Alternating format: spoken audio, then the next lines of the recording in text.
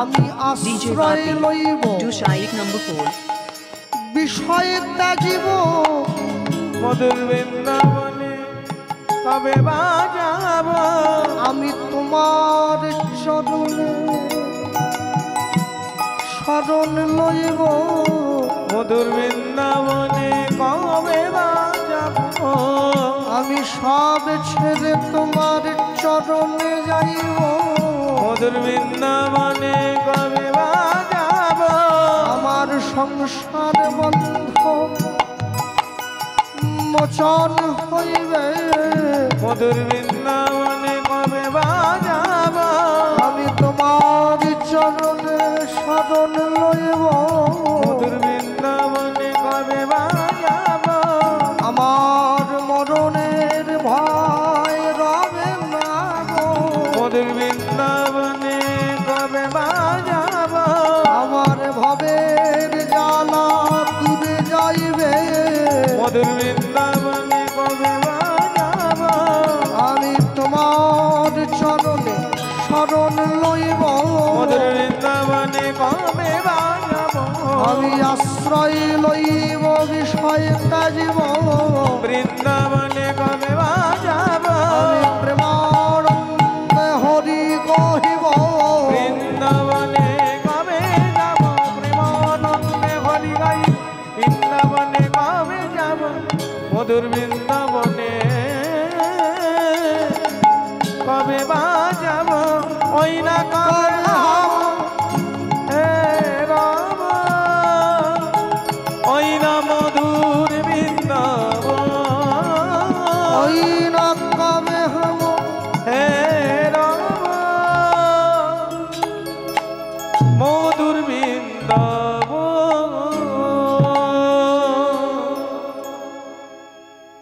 ভগবানের চরণে সবকিছু সমর্পণ করতে গেলে এত সহজে করা যায় না।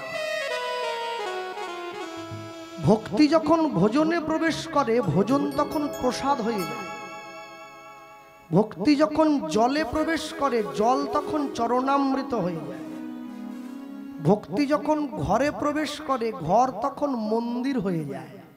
ভক্তি যখন দেহে প্রবেশ করে মানুষ তখন ভক্ত হয়ে যায়। ভক্তি যখন আত্মায় প্রবেশ করে মানুষ তখন বৈষ্ণবতা গ্রহণ করে। ভক্তি যখন পরমাত্মায় প্রবেশ করে দেহ সাধুত্বে পরিণত হয়। আপনি কতদূর পর্যন্ত নিজেকে এগিয়ে নিয়ে যেতে পারেন সেটা আপনার উপরে ছাড়া আছে। ওটা আপনার একান্ত ব্যক্তিগত, কেউ চাইলেও হবে না। শুনুন, যত ভালোই টিউশনে টিচার দেওয়া হোক না ছেলেটাকে, হ্যাঁ, আমার পরে যে স্বরূপ কাকু গাইবে, স্বরূপ কাকু কিন্তু অনেক বড় গানের মাস্টার মশাই, আমি জানি। তাহলে উনি যেসব ছাত্রদেরকে গান শেখান উনি কিন্তু শেখানোতে কোনো খামতি করছেন না, কিন্তু কে কতটা শিখছে এটা তার নিজের জেদের উপরে নির্ভর করে। আপনি জীবনে নিজেকে কতটা এগিয়ে নিয়ে যেতে পারেন এটা আপনার উপরে নির্ভর করে। কেন? স্ত্রী পুত্র পরিবার সকলেই পাশ থেকে একটা সময়ের পরে সরে যায়। যেদিনকে টাইটানিক জাহাজটা তৈরি হয়ে প্রথম চলবার জন্য ঘোষণা করা হয়েছিল, সকলের মনে বড় আনন্দ হয়েছে জাহাজে উঠবে। একটা পরিবারে 4 জন লোক, বাবা মা, এক ছেলে এক মেয়ে। সেই পরিবারে তাদের নিজস্ব একটা পোষা কুকুর আছে। তারা 4 জনেই টিকিট কেটেছে যে আমরাও জাহাজে চড়ে একটু ঘুরে আসি। সারা জীবন তো কষ্ট করলাম, তো বাড়ির মা গিয়ে নিজের স্বামীকে বলছে, আচ্ছা আমরা টাইটানিকে করে ঘুরতে যাব, আমাদের বাড়ির কুকুরটা কি বাদ থাকবে? ও তো আমাদের সঙ্গে এতদিন ছিল। তখন বাবা বলছে, দেখো ওকে নিতে গেলে ওর জন্য একটা টিকিট কাটতে হবে। বলে, কাটো না, ও তো পরিবারের একজন, আমরা ঘুমিয়ে পড়লে ও আমাদেরকে রক্ষা করে রাখে বিপদ থেকে, টিকিটটা কাটো। তো বাবা নিজের সহায় সম্বল যা কিছু ছিল 4টে টিকিট তো কেটেছে, ধার করে নিজের পোষ্য কুকুরের জন্য একটা টিকিট কাটলো। কেন কাটলো? ওই যে স্ত্রী বলেছে ও তো পরিবারের একজন, ওর জন্য একটা কাটা হয়েছে। যেদিনকে টাইটানিক জাহাজটা ছাড়বে তার 3 দিন আগে ওই বাড়ির পোষা কুকুরটা গিয়ে বাড়ির মেয়েটার পায়ে একটা কামড় বসিয়ে দিয়েছে। ডাক্তার বলে দিয়েছে আপনার মেয়ে এখন কম করে 1 মাস চিকিৎসা করতে হবে, কোনো জায়গায় নিয়ে যেতে পারবেন না। তাহলে মেয়ে যেতে পারবে না। মালিক কুকুরটাকে খুব ভৎসনা করেছে, একটা সরু কঞ্চি দিয়ে দুটো মেরেওছে। কুকুরটাকে যতই মেরেছে যতই বকেছে কুকুরটা কিন্তু মেয়েটার কাছ ছেড়ে যায়নি, বসে আছে মালিকের মেয়ের পাশে। মা বলছে আমার মেয়ে যদি না যেতে পারে আমি কি করে যাব, তুমি বরং ছেলেটাকে নিয়ে ঘুরে এসো। বাবা বলছে তোমাদের জন্যই এত কিছু, এই সংসারে কষ্ট করেছি কার জন্য, নিজের সুখ ভোগ করবো বলে। তাহলে তোমাদের জন্য যদি সব হয়, তোমরা মা মেয়েতে যেতে পারছো না, আমিও যাব না, আমার ছেলেও যাবে না, বাদ দাও।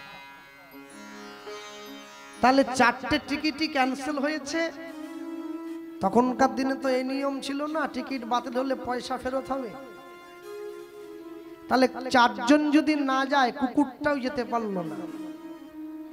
ঠিক যখন তার 7 দিন পরে খবরের কাগজে বড় বড় করে বেরোলো যে টাইটানিক জাহাজটা জলে ডুবে গিয়ে সকলে মারা গিয়েছে, কেউ বাঁচে নাই, মালিক কিন্তু ছুটে গিয়ে সবার আগে নিজের কুকুরটাকে বুকে জড়িয়ে ধরেছিল যে আমি মানুষ হয়ে বিপদের ইঙ্গিতটা পাই নাই, তুই পশু হয়ে পেয়েছিস। মালিক যখন কুকুরটাকে বুকে জড়িয়ে ধরেছে, মালিক লক্ষ্য করছে কুকুরটার চোখে জল এসেছে, কুকুরটা কাঁদছে। মালিকের স্ত্রী ছুটে এসে বলছে ও কাঁদছে কেন জানো, তুমি ওকে বিনা দোষে অন্যায় করেছে বলে তুমি মেরেছো, তুমি ওকে গালি দিয়েছো, ভৎসনা করেছো, এজন্য কুকুরটা কাঁদছে না। কুকুরটা কাঁদছে কেন জানো, ওর যে পরিবারে এতদিন থেকেছে, যে পরিবারে খেয়েছে, যে পরিবারে বড় হয়েছে, সেই পরিবারের 4 জনকেও প্রাণে বাঁচিয়ে দিতে পারলো, এই আনন্দে ও কাঁদছে। এটাই আনন্দ। ভগবানের সঙ্গে ভালোবাসা হলে দুঃখে জল আসে না চোখে, আনন্দে এসে যায়, একে তো আনন্দশ্রু বলা হয়। সনাতন গোস্বামী জানেই না যে ভগবান নিজে এসে আমার কাছে প্রত্যেকদিন বায়না করে খাবারের জন্য।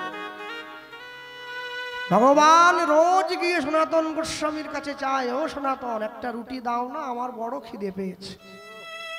সনাতন গোস্বামী বলে তুমি তো বড্ড জ্বালাও আমায়, দেখো তোমাকে রুটি দিতে গেলে আমাকে তো আটা ভিক্ষে করতে হবে, আমার তো কেনা পয়সা নেই। একবার ভাবুন, প্রত্যেক মাসে 100টা করে স্বর্ণ মুদ্রা বেতন পেত যে লোক, সে বলছে 1 মুঠো আটা আমাকে ভিক্ষে করতে হবে।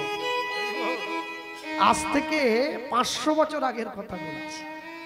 বাংলার মন্ত্রী, অর্থমন্ত্রী, যে সে মন্ত্রী না। ভগবান বলে তুমি ভিক্ষে করে হলো আমাকে একটু দাও। সনাতন গোস্বামী বলে এত বাড়ি আছে বৃন্দাবনে, কোথাও যেতে পারছো না, আমার কাছে ছুটে আসো কিসের জন্য? বলে সকলে তো চাইলে দেয়, কিন্তু ভালোবাসা তো কেউ দেয় না, তাই তোমার কাছে ছুটে এসেছি, দাও না। সনাতন গোস্বামী ছুটে গিয়ে 1 মুঠো আটা ভিক্ষা করে হাতে 4টে রুটি বানিয়ে, ওকে চাপাটি বলে বৃন্দাবনে, গেলে প্রসাদ পেয়ে দেখবেন, আমরা গিয়ে পেয়েছি। ওকে পোড়া রুটি বলেন আপনারা, আমরা চাপাটি বলি, কেন মোটা হয় তো অর্ধেক কাঁচা থাকে। এইভাবে করে হাতে থাপড় দিয়ে আগুনে সেকে ভগবানকে দিয়েছে। ভগবান চাপাটিটা মুখে নিয়ে বলছে সনাতন ঠিকই আছে, একটু লবণ দিলে ভালো হতো না, বিনা নুনে কি এই বিনা নুনে এই রুটি কি খাওয়া যায়? ভগবান বলছে। সনাতন গোস্বামী বলছে এই জন্যে আমি তোমাকে দেব না বলেছিলাম। কেন? প্রথমে এসে বললে শুধু একটা রুটি দাও, এখন এসে বলছে একটু নুন দিয়ে আটাটা মেখে দাও, কালকে এসে বলবে একটু আলু ভেজে দাও। দিন দিন তোমার বায়নাটা বেড়েই যাচ্ছে মনে হচ্ছে না?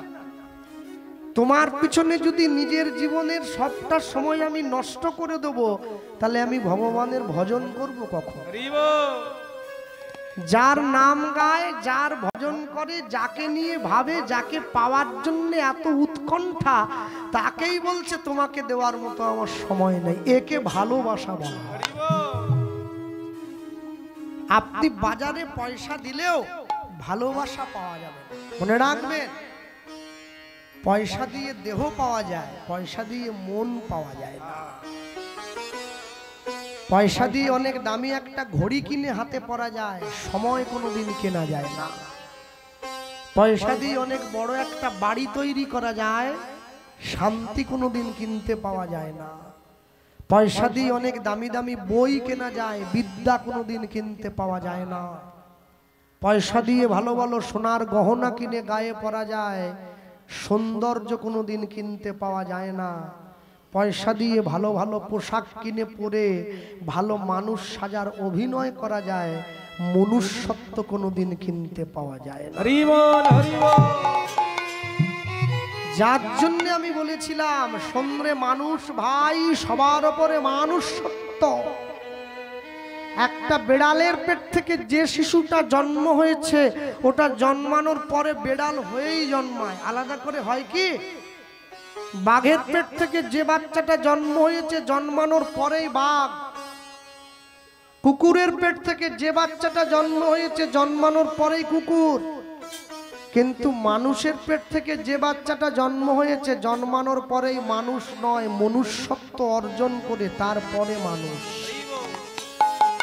তা যদি না হবে, আমরা যখন বড়দের পায়ে হাত দিয়ে প্রণাম করি, দাদু ঠাকুমারা আমাদেরকে আশীর্বাদ করেন, বাবা মানুষ হও। কেন? আমার কি শিং আছে? আমার কি লেজ আছে? আমি কি চার পায়ে চলি? তাহলে মানুষ হতে বলছেন কেন? তাহলে মানুষ হতে বলি নাই, তোমার মনুষ্যত্বের বিকাশ হোক, আমি সেই আশীর্বাদটা করেছি। যে মায়েরা বসে আছেন, আপনারাও তো একদিন কোনো না কোনো বাড়ির থেকে বৌমা হয়ে সংসারে এসেছেন। কি যৌবনে পা দিয়েছিলেন, সংসারে এসেছেন, সংসারকে আপন করেছেন, দুঃখ সুখ ঘাত প্রতিঘাত সবকিছুর মধ্যে দিয়ে অনেক অনেক ক্ষেত্রে সংসার ভেঙে যাওয়ার মতো জায়গায় চলে গিয়েছে, আবার জোড়া লাগিয়েছে। স্বামী ছিল, সন্তান ছিল, আজকে স্বামী নেই, ছেড়ে চলে গিয়েছে, সংসারটা রেখে গেছে, তবু সংসারটাকে আগলে রেখেছেন।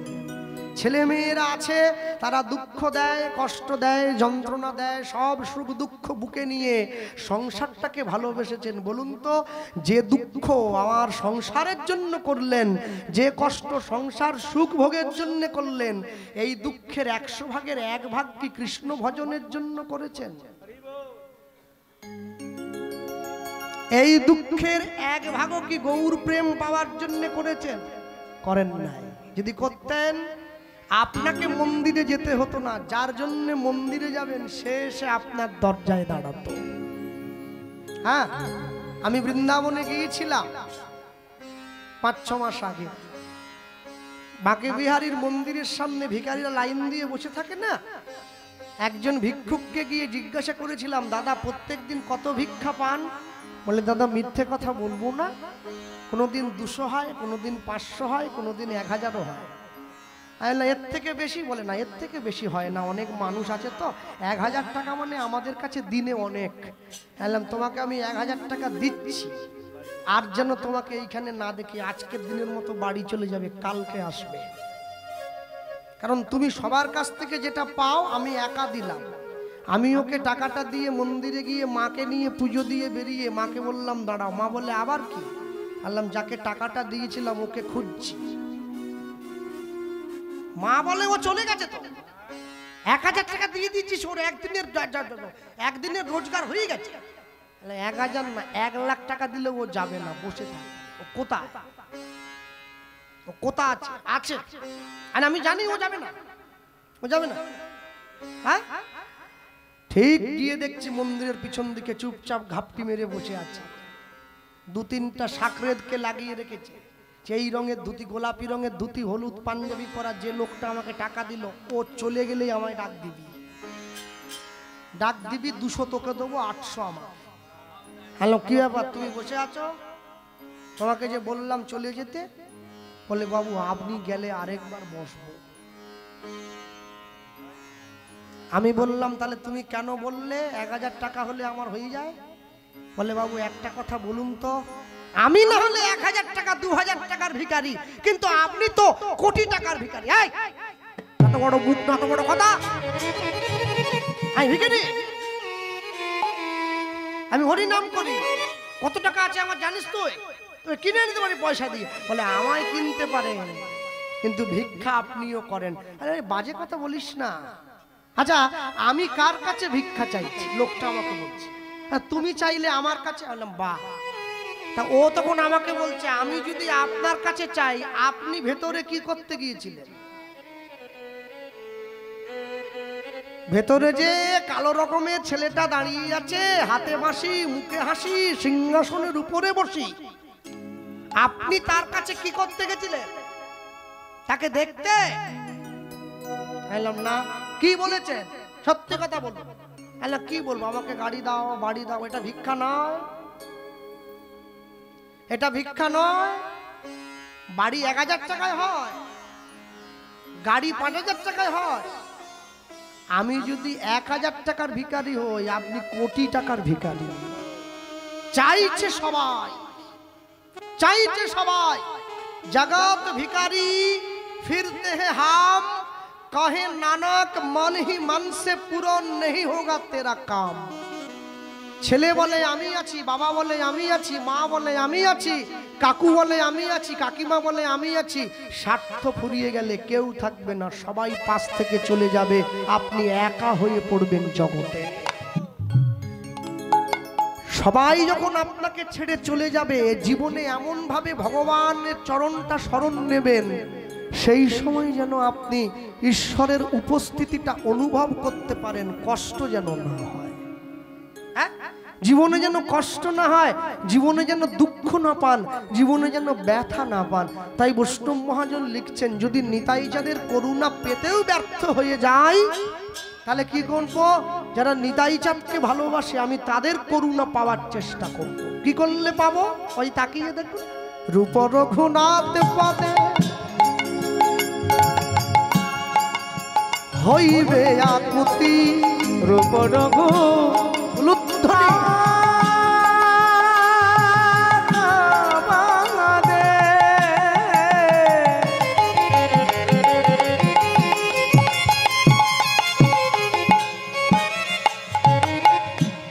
হইবে আকুতি, রূপ রঘুনাথ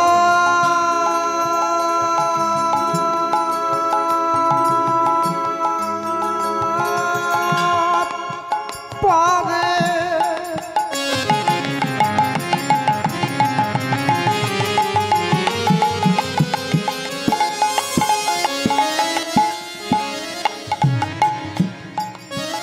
হইবে আকুতি, কবে হাম হে রাম সেই যুগল প্রীতি। রূপ রঘু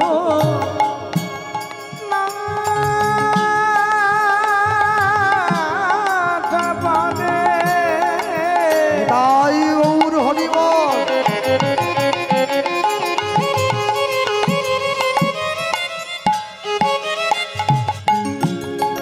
হইবে আকুতি, আকুতি, কবে হব হে রাম যুগল প্রীতি। রূপ রঘুনাথ পদে রহু মোর আশ, প্রার্থনা করো সদাই নরোত্তম দাস। প্রার্থনা করো সদা নরোত্তম দাস। ও গো প্রার্থনা করো সদাই নরোত্তম দাস। প্রার্থনা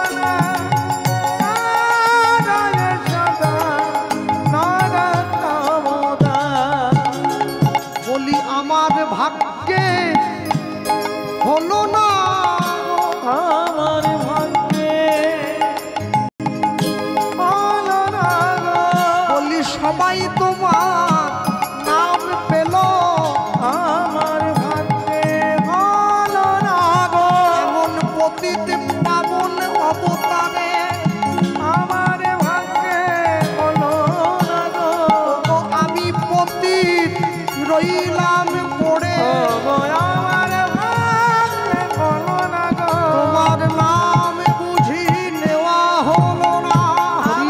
ভাগ্যে হলো না গো আমি বুঝি নেওয়া আমার ভাগ্যে হলো না গো আমার ভাগ্যে হলো না গো ও গো প্রার্থনা আরয়ে সদা নরতমদা ও গো প্রার্থনা আরয়ে সদা নরতমদা রূপ রঘুনাথ পদে রহু মরয়াস রঘুমরয়া প্রার্থনা করয়ে সদাই নরোত্তম দাস। প্রার্থনা করয় সদা নরোত্তম দাস। তবে মায়েরা যে কি চায় আমি তো বুঝে পাই না। মায়েদের ইচ্ছা বোঝা বড় ভার। মায়েদের শুধু না, মায়েদের এবং মেয়েদের।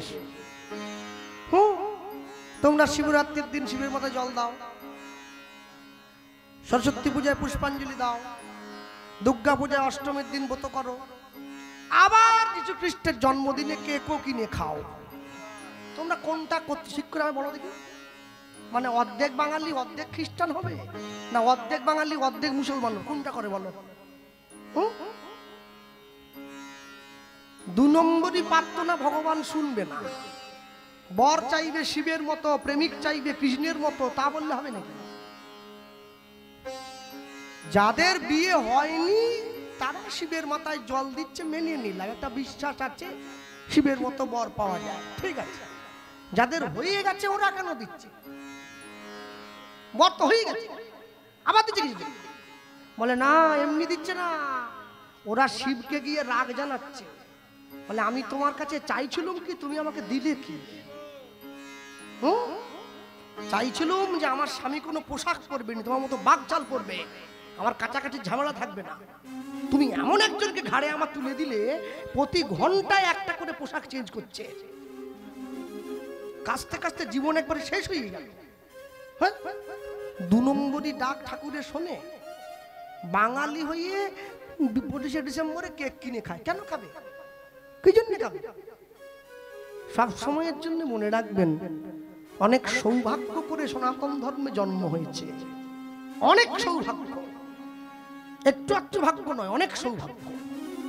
তাই যে মাটিতে জন্ম হয়েছে, যে ঘরে জন্ম হয়েছে, কারো বুদ্ধিতে পড়ে, কারো উস্কানিতে পড়ে, কারো প্রলোভনে পড়ে অন্যদিকে পা বাড়াবেন না। নিজের ধর্মে মরণও ভালো, পরের ধর্ম নকল করা মোটেই ভালো নয়।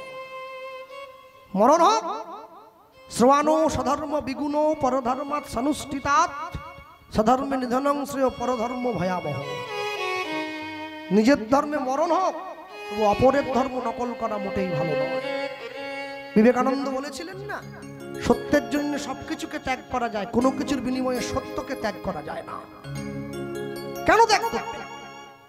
কি জন্য ত্যাগ করবে? সব সময়ের জন্য জানবেন, মুসলমান বাড়ির মেয়েদের পুরো দেহ ঢাকা থাকে, চোখটা খোলা থাকে, তাই না? বোরখা পরে তো। আর হিন্দু বাঙালি মা মেয়েদের পুরো দেহটা খুলে থাকে, চোখটা ঢাকা থাকে। যার জন্য সমাজের প্রকৃত রূপ তোমরা চোখে দেখতে পাও না। একবার ভেবে দেখো, আমরা কাকে পাইনি? রামকে পেয়েছি, কৃষ্ণকে পেয়েছি, চৈতন্য মহাপ্রভুকে পেয়েছি, বিনয় বাদল দীনেশকে পেয়েছি, সুভাষচন্দ্র বসুকে পেয়েছি। কদিন আগে একটা 10 বছরের ছেলেকে পেলাম, সে বলে হাই হ্যালো ছাড়ো, হরে কৃষ্ণ বলো। একটা বিশ্বকবি রবি ঠাকুরকে পেয়েছি আমরা, জগদীশ চন্দ্র বোসকে পেয়েছি আমরা, প্রফুল্লচন্দ্র রায়কে পেয়েছি আমরা। এরপরে আরো চাই, বিবেকানন্দকে পেলাম, রামকৃষ্ণকে পেলাম, এরপরে আরো চাই। যে মানুষ শুধু বলে আরো চাই আরো চাই, সেই একমাত্র ভাবে এই জগতে কারো কেউ নাই, কারো কেউ নাই, কারো কেউ নাই। চাওয়ার একটা সীমা থাকবে তো। সব সময়ের জন্য মনে রাখবেন, যেদিন গোটা পৃথিবীর মানুষ মূর্খ ছিল, সেই দিন ভারতবর্ষের মুনি ঋষিগণ বেদ লিখেছেন।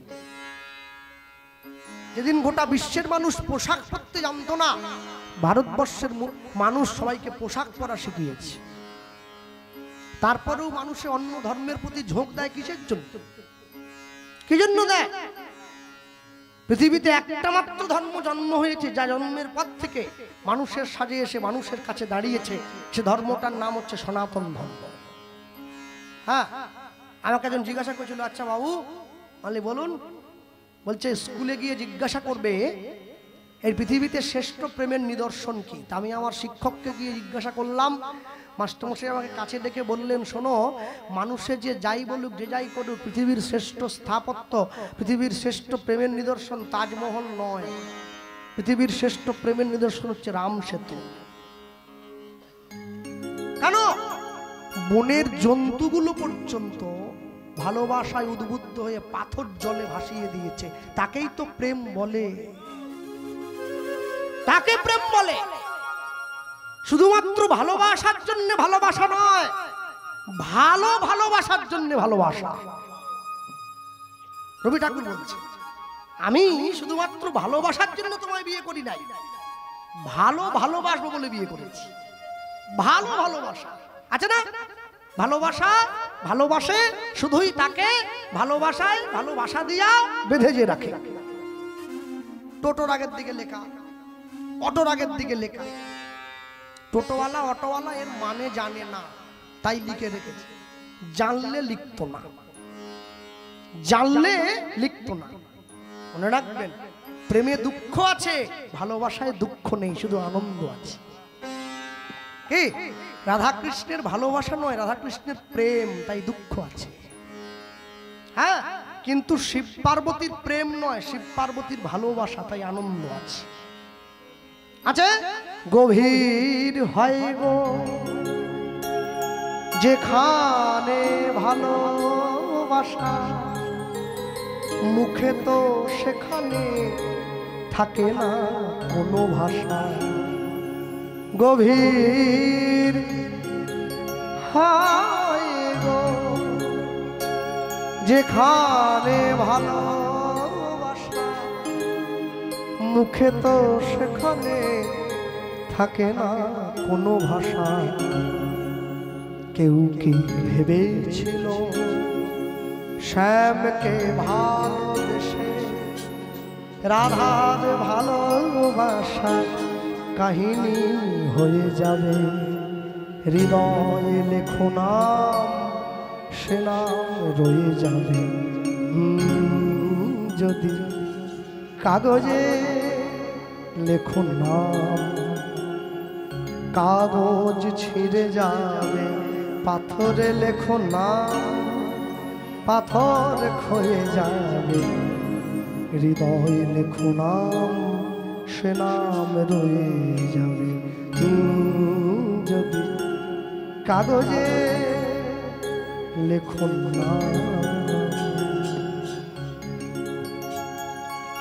লিখতেই তো জানি না, ভালোবাসতেই তো জানি না। আমি জানি ভালোবাসায় দুঃখ আছে, কষ্ট আছে, ভালোবাসায় অভিমান আছে, কিন্তু যদি ভালোবাসার মতো ভালোবাসা হয়, একদিন জয় কিন্তু তোমারই হবে। তবে আপন করতে জানতে হবে, আজ হোক বা কাল। তুমি গাছ লাগিয়েই ফল চাইতে পারো না, গাছটাকে যত্ন করো, গাছটাকে বড় হতে দাও, ফল তুমি এমনি পাবে। কর্ম যদি ভালো হয়, ভাগ্য হয় দাসী, হৃদয় যদি ভালো হয়, ঘরেই মথুরা কাশী। চারদিকে ছুটে যাওয়ার দরকার কি? হ্যাঁ, মনে রাখবেন সব সময়ের জন্য যারা বসে আছেন, যারা ভক্তমণ্ডলী মায়েরা, চলুন ছোট্ট করে গৌরচন্দ্রীকে আমরা সমাপন করলাম। লীলা মাধুর্যের মধ্যে প্রবেশ করব। প্রবেশ করতে গিয়ে যা বলবো, কীর্তন জগতে কিছু কিছু মহাজন পদ আছে, যে মহাজন পদগুলি না গাইলে কীর্তন সম্পূর্ণ হয় না। দেখবেন ফতেপুর পালবাটি শুধু নয়, যত বড়ই হরিবাসর হোক, যদি হরিবাসরের বাজেট থাকে 1 কোটি টাকা, তবু সেই পদটা গাইতে হয়, নাহলে কীর্তন সম্পূর্ণ হবে না। তাই না? হরিহরায় নম, কৃষ্ণ যাদবায় নম, হ্যাঁ তাই না? গোপাল গোবিন্দ নাম শ্রী মধুসূদন, নাকি মানে কি ভুলে গেছে। আসলে আমার আবার মনে থাকে না, সমস্যা, ভুল হয়নি।